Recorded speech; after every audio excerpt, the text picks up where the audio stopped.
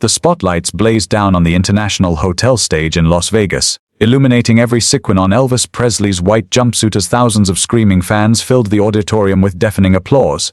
It was August 1972, and the king of rock and roll was at the absolute peak of his powers, his voice soaring through suspicious minds, with that unmistakable power that had made him a legend. But what nobody in that crowd knew was that in exactly 7 minutes, Elvis would do something so unexpected, so profoundly moving, that it would become the most talked about moment in concert history.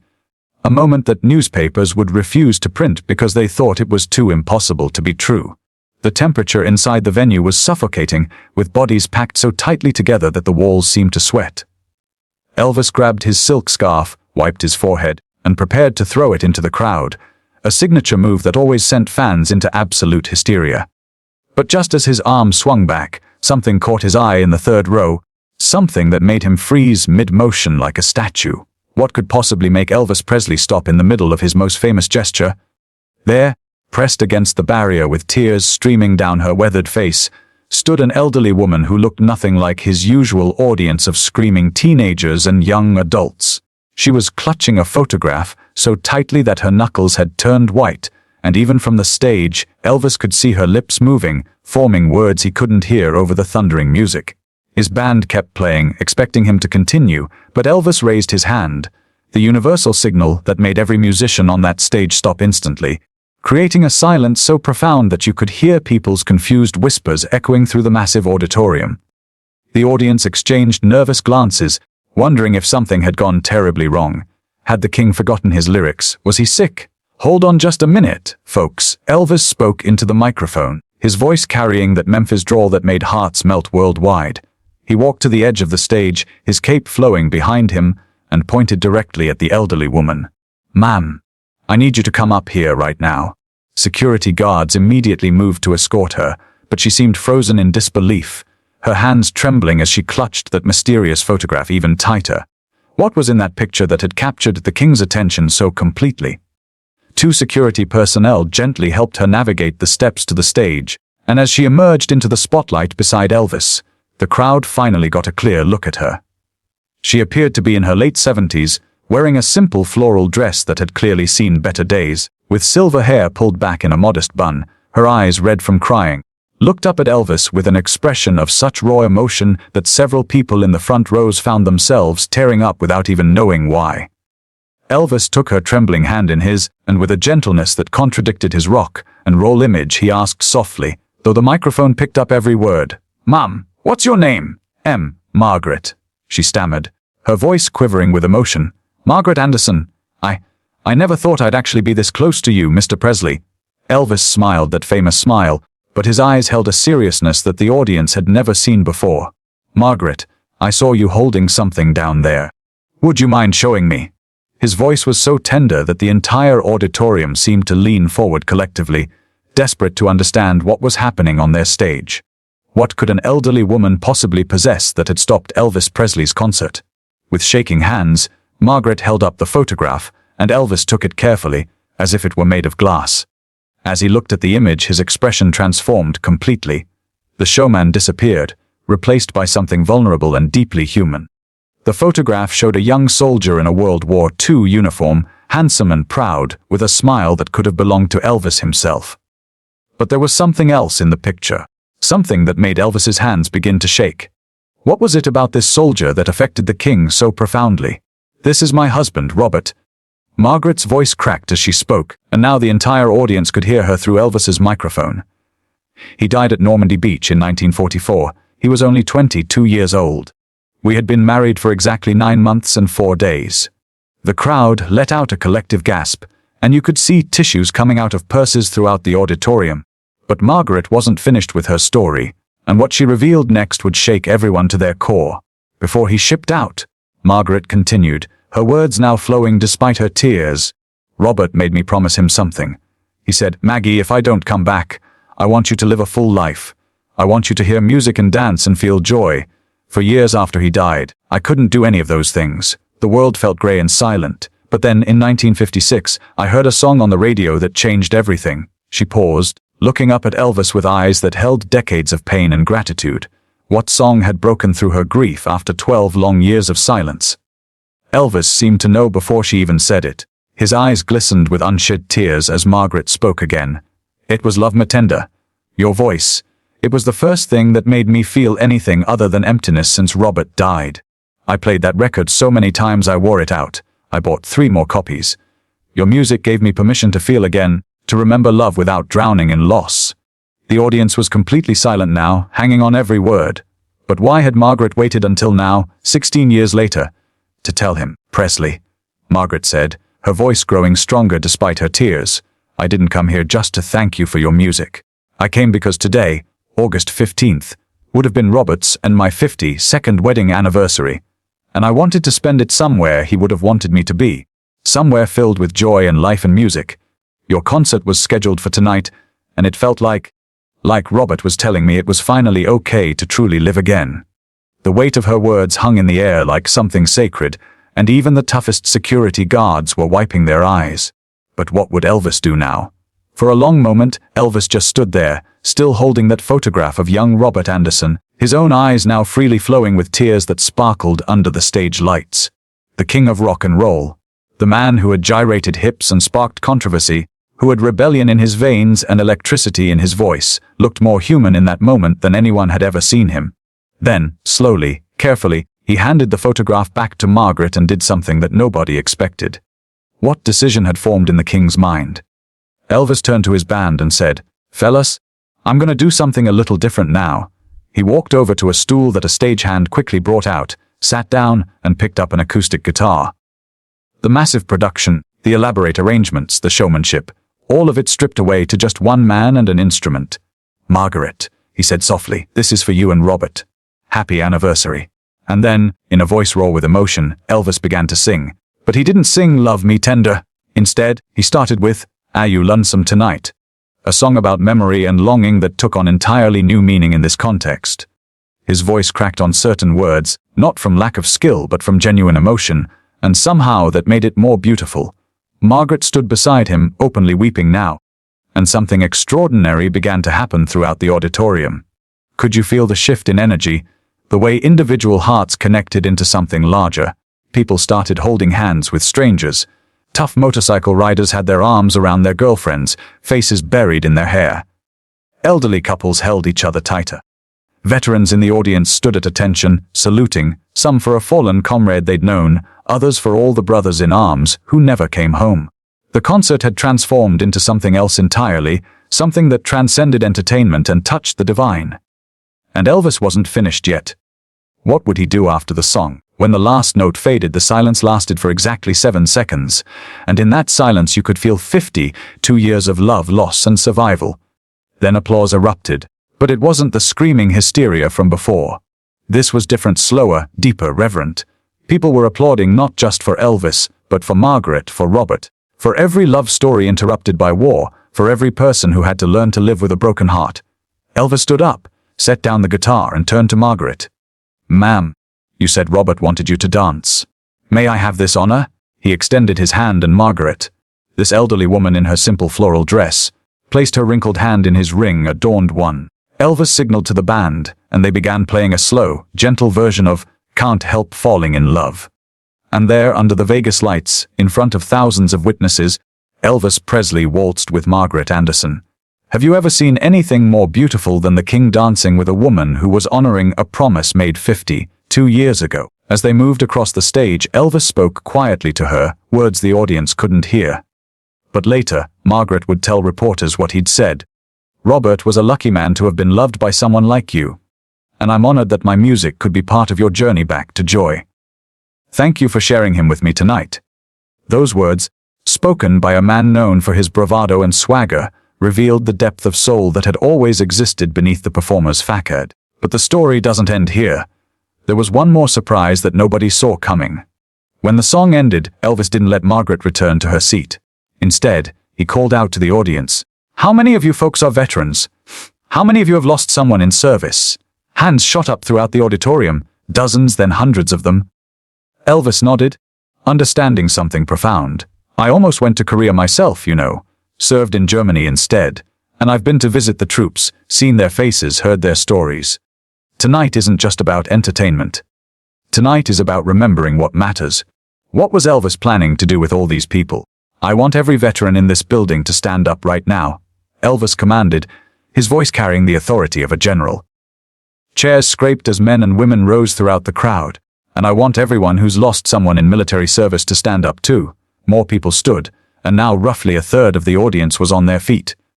And finally, Elvis said, his voice thick with emotion, I want everyone who loves someone standing up right now to stand up as well. Within seconds, the entire auditorium was standing, thousands of people united in a moment of collective recognition. What had Elvis Presley just created? We're going to do this next song together, Elvis announced.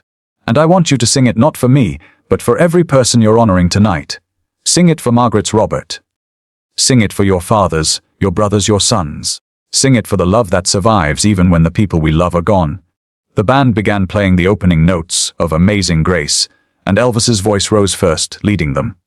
But within seconds, thousands of voices joined in, rough voices and sweet voices, trained voices and tone, deaf voices, all blending into something that sounded like heaven itself. Have you ever experienced a moment where you knew you were witnessing something that would echo through time? The sound was overwhelming, a wave of human emotion expressed through shared song. Margaret stood at center stage, clutching Robert's photograph to her chest, her lips moving with the words, tears streaming down her face, but a smile, a genuine, radiant smile breaking through at last. Security guards sang, ushers sang, even the cynical Las Vegas bartenders stopped mid-pour to listen. The song wasn't perfect, wasn't polished, but it was real in a way that professional performances rarely are. And when it ended, the silence that followed felt holy. Elvis walked Margaret back to the steps, but before she descended, he did one final thing. He removed the silk scarf from around his neck, the one he'd been about to throw into the crowd when he first spotted her, and gently placed it around her shoulders. For Robert, he said simply. And for you. Margaret touched the scarf as if it were made of stardust, nodded her thanks because words had failed her entirely, and made her way back to her seat accompanied by a standing ovation that lasted 4 full minutes. How does a person return to normal life after an experience like that? The concert continued, but everything had changed. Elvis sang with a different energy, a different purpose. Songs that had been performed thousands of times suddenly felt new and urgent. When he sang If I Can Dream, a song about hope and peace, the audience understood it as a prayer. When he sang In the Ghetto, a song about poverty and violence, people heard it as a call to action. The entertainer had become a minister, the concert had become a revival, and nobody who was there that night would ever forget it. But here's the question that haunted everyone afterward. How had Elvis known to stop the show? Later, backstage, Elvis would tell his manager, Colonel Tom Parker, something that chilled them both. Tom, I almost didn't see her. I was looking the other direction, about to throw that scarf to a girl on the left side. But something, and I can't explain this, something physically turned my head to the right. I felt hands on my face, gentle as could be, turning me so I was looking directly at Margaret.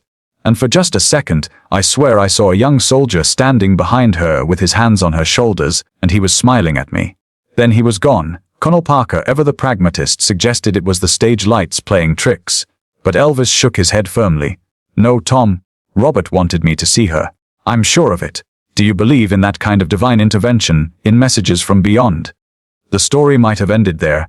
A beautiful moment captured in time, talked about by the people who witnessed it, and then gradually fading into legend. But something extraordinary happened next. A young journalist from Rolling Stone magazine had snuck into the concert with a borrowed press pass and a portable tape recorder. She captured the entire interaction between Elvis and Margaret.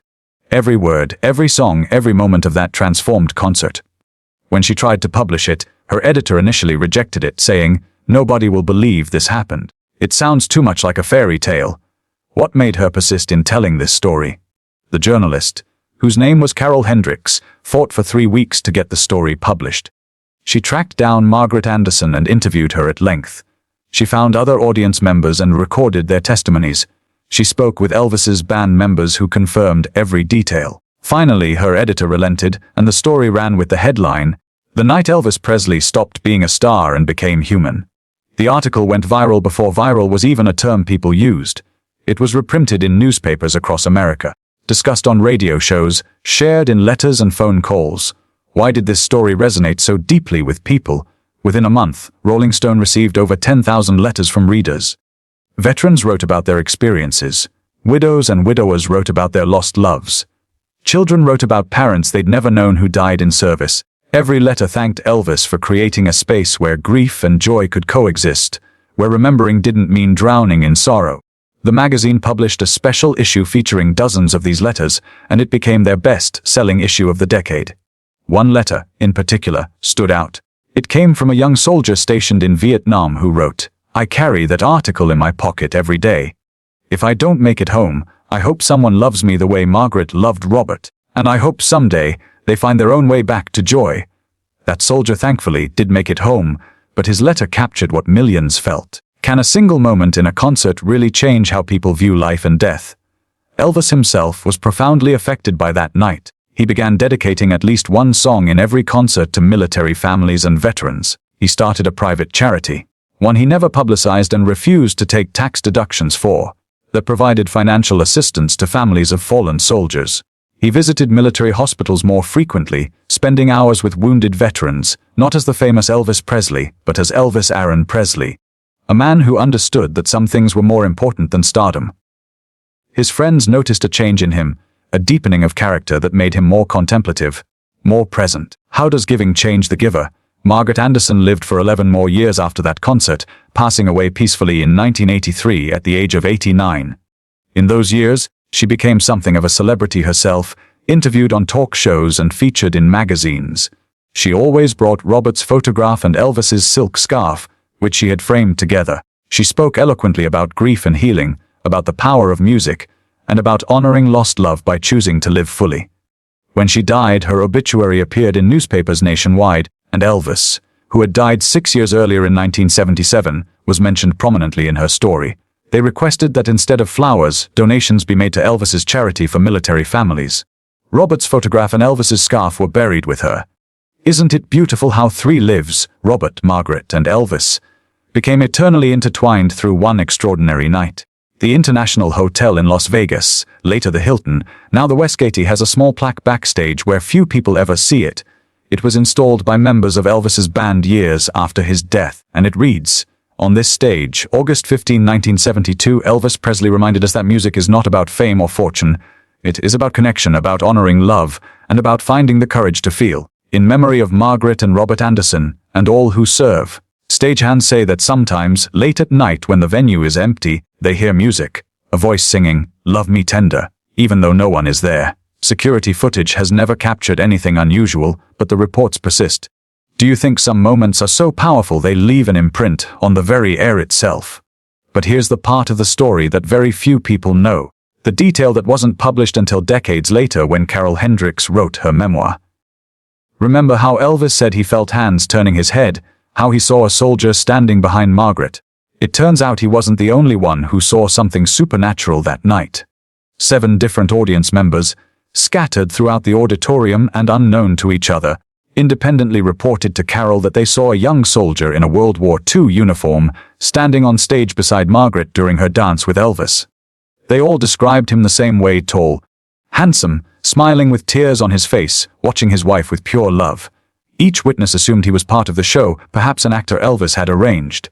But there was no actor. The costume department had no World War II uniforms. Video footage from the concert shows only Elvis and Margaret on that stage. So who, or what, did those 7 people see? And why only 7 out of thousands? The final mystery surrounds the photograph itself. After Margaret's death, the photograph of Robert that she had clutched so tightly was studied by her family. They noticed something that Margaret had never mentioned in any of her interviews, something she perhaps never noticed herself or chose to keep private. In the photograph, young Robert Anderson is wearing a ring on his left hand, his wedding band from his 9-month marriage to Margaret. The ring has a distinctive pattern, an engraving that was unique to their jeweler. But here's the impossible part: when Elvis returned from that concert, he was wearing a ring he swore he'd never seen before. It appeared on his finger sometime during the show, and it matched, exactly, precisely, impossibly, the ring in Robert's photograph. Elvis wore that ring for the rest of his life, even had it on when he died. His estate still has it locked in a vault, And the engraving is clearly visible. To Robert, with all my love, Margaret, 1943. How did that ring travel from a soldier who died in 1944 to a singer performing in 1972? There are things in this world that logic cannot explain, moments that exist beyond the reach of science and reason. The night Elvis Presley stopped his concert wasn't just about a chance encounter between a performer and a fan. It was about love transcending death, about music as a healing force, about the mysterious ways the universe arranges moments that need to happen. Whether you believe in the supernatural elements or simply in the power of human compassion, one truth remains undeniable. Something extraordinary happened on that stage in Las Vegas, something that reminded thousands of people, and continues to remind us today, that we are all connected by love, loss, and the brave choice to keep living. Now here's what I want to know from you. Have you ever experienced a moment so profound, so unexplainable, that it changed your entire perspective on life? Tell me in the comments below. I want to hear your story. Because maybe, just maybe, these moments happen more often than we think. Maybe the universe is always arranging encounters between souls that need to meet. Maybe every concert, every gathering, every ordinary day holds the potential for something extraordinary. We just have to be paying attention, just like Elvis was when something turned his head and showed him exactly where he needed to look. What would you have felt if you were in that audience? Drop your thoughts below.